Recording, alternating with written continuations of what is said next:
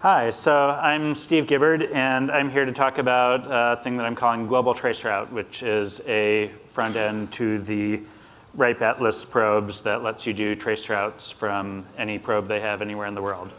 So RIPE Atlas is a system run by the RIPE NCC that has put about, I think, 10,000 active probes and a bunch of others that are not active out in basically all around the world by handing them out at conferences like this and distributing them in various other ways. And people have them sitting on their home broadband connections or their office connections or whatever. So you can get all sorts of network diagnostic data out of those from all sorts of places.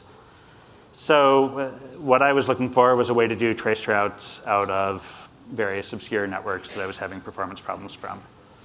So why was I doing this? Well, I do a lot of performance engineering. I've run several CDNs where I'll have a performance issue and somebody will be saying, you're really slow in the Philippines, for instance. Why? And then we'll have to go looking at that. So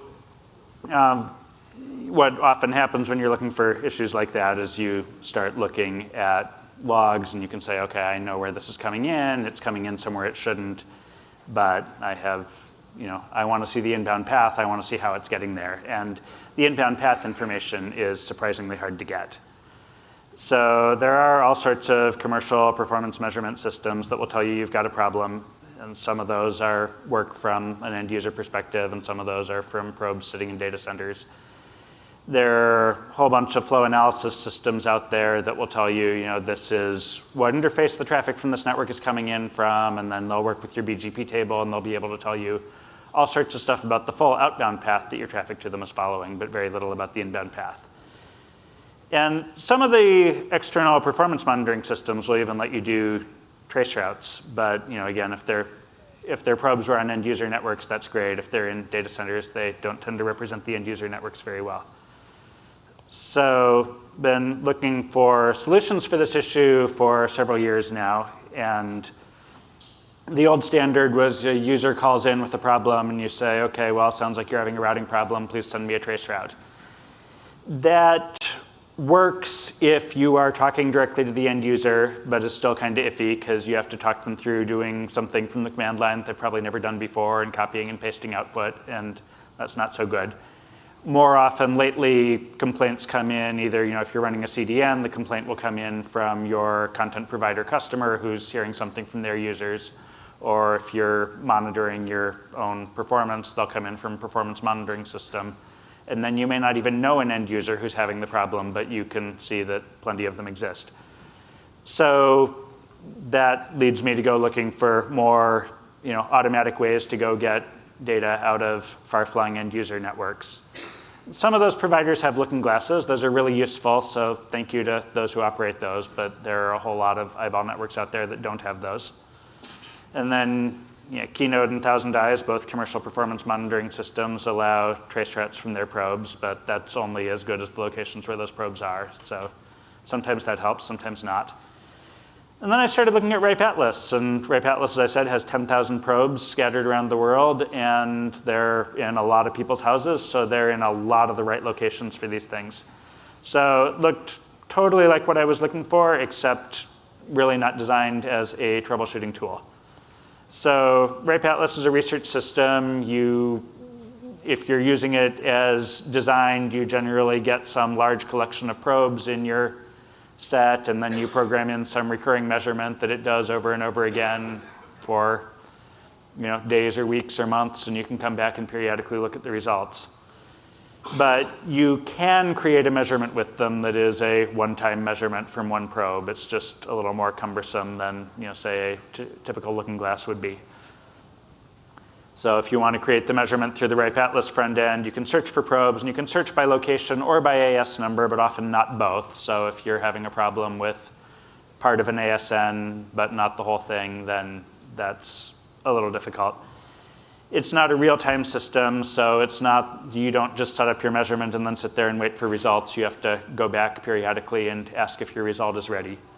So it worked, but it was cumbersome enough that I ended up leaving it as a last resort, and it was where I would go if I were really desperate for troubleshooting data rather than what I would start out with. So I wanted to make this easy. And Atlas has an API. And so using Atlas requires Atlas credits to pay for it. They give these out to anybody who's hosting probes or to write members or sponsors, but I wasn't in any of those categories, and my home connection is through Comcast, and I think they have enough Comcast probes that they didn't really seem interested in giving me a probe to earn credits on. But fortunately, I was able to go out to one of the mailing lists I'm on and ask for credits and got a generous enough donation that I'm able to do a lot of traceroutes for the public and not just keep it for my own use. So I started out by pulling down the location list of all their probes and trying to see if I could sort it better. So I sorted it by country, state or region, city, ASN. And then I ended up doing my own location mapping on it using MaxMind, because it turns out that Atlas's locations are self-reported and people tend to move and take their probes with them. So if you look at the list of probes I was looking at when I started with this, there was a Comcast probe in Kathmandu, Nepal, where I don't think Comcast provides service. And indeed, running that through MaxMind, it showed up as being in California, which seemed far more realistic, and I found a bunch more examples like that. So I throw out RIPE's location data and just use MaxMind to map them. So have you select a probe, and then I use the API to create a traceroute, and then so that it just looks like one seamless transaction instead of the multi-step thing, my system on the back end just goes back and starts asking Atlas repeatedly, are you done yet, are you done yet, are you done yet? And it sits there for a minute, and it looks really slow, but it will come back and give you a result before it's done. I'm a little nervous right now because it's just on one server, so if half the audience is firing up a traceroute with it, it may crash. But in general, this works. So, and then the results come in a big JSON blob, which I reformat back into a traditional looking traceroute. So let's go through an example problem on this. And I'm doing consulting stuff now and don't have my own network anymore, so I'm somewhat randomly picking on Cloudflare here and PLDT, which is the biggest network in the Philippines. And why Cloudflare? It's because they're the CDN that's fronting the global traceroute web server. So looking for something to do random test traceroutes to, I've been doing it to myself, and it goes to them. So if you look at Cloudflare and PLDT, there seems to be a performance problem. This here is not my graph. This is a graph from Sodexis, which is one of those tools I was talking about that is really good for identifying problems, but not so good for telling you why something's going wrong. So if you look here at PLDT and compare a few CDNs, I think the blue line there at a little under 50 milliseconds is Akamai, and the line right above that is Edgecast or VDMS. So those are both around 50 milliseconds, and then Cloudflare is somewhere above 150 milliseconds. So it looks like, okay, there's some sort of issue there. Let's see if we can figure out what's going on. And I got my slides a little out of order here. But so if we take a look at this, it turns out traffic to Cloudflare from PLDT is coming into Las Vegas. And there are legitimate traffic engineering reasons why Cloudflare might want to do this if there were issues with the return path into the Philippines, for instance. So this isn't necessarily something that's broken on their end. And they probably have logs that already show this. But if you're looking at this, even with those logs, and you're trying to troubleshoot this, you might ask why. So looking at that traceroute, we can see, here I can go back to the previous slide and and zoom in on it a little bit. So the first several hops go through PLDT's network in the Philippines, and they're all within 3 milliseconds, so that's probably staying pretty local. And then they have this 150 millisecond jump where suddenly they're on Telia, and if we believe their reverse DNS, that's not the Philippines, that's Las Vegas now. Does a relatively quick hop through Telia and ends up in Cloudflare. So if you were on the CDN end of this trying to troubleshoot this, you would then have something where you could say, okay, this is what's happening, how do I change that?